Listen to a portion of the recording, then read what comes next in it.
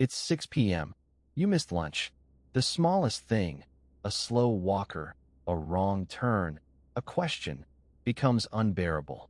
Your patience evaporates. Then you eat, and 20 minutes later, you're fine. The anger wasn't a choice. It was a blood sugar crash. Hangry isn't slang. It's a real phenomenon. The combination of hunger and anger has been studied in couples, in drivers, in judges. Hungry judges give harsher sentences. Hungry drivers pass more aggressively. Hungry couples pick more fights. The mechanism is biological, not character. The brain runs on glucose. It's the only organ that can't use other fuels efficiently. When blood glucose drops, the brain slows. The prefrontal cortex, the region responsible for impulse control, patience, perspective, is the first to lose function. You're not thinking less. You're thinking with less. The lower brainstem takes over. As glucose drops, the amygdala becomes more reactive. fMRI studies show increased amygdala activation in fasting subjects. The threat detection system is more sensitive. A neutral stimulus starts to register as a threat. The body is conserving energy by going into a defensive state. The cost is social. The people around you pay the price. Not everyone gets hangry. Glucose metabolism varies. Some people's blood sugar stays stable for hours. Others swing wildly after a single meal. The swings are partly genetic, partly dietary.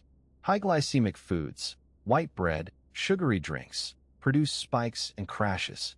Low glycemic foods, vegetables, protein, fat, produce stability. The fuel you put in determines the swing. Children get hangrier than adults. Their brains are still developing. The prefrontal cortex is the last region to mature, into the mid-20s.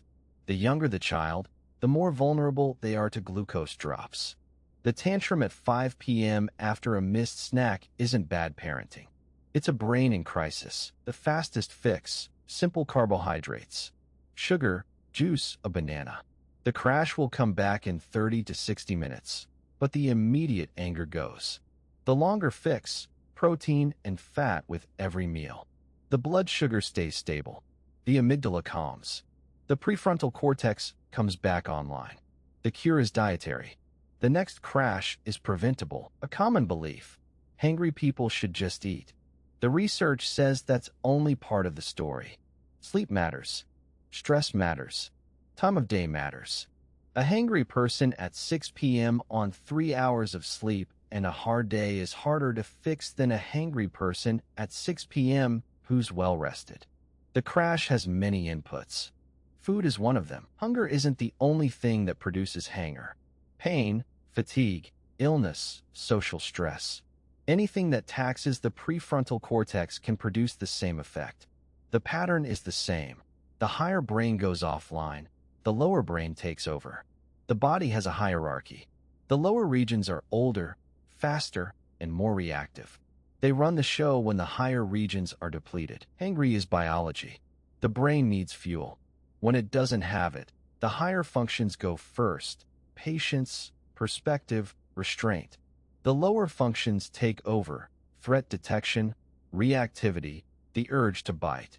The fix isn't better character. It's better fuel, more often, with more stability.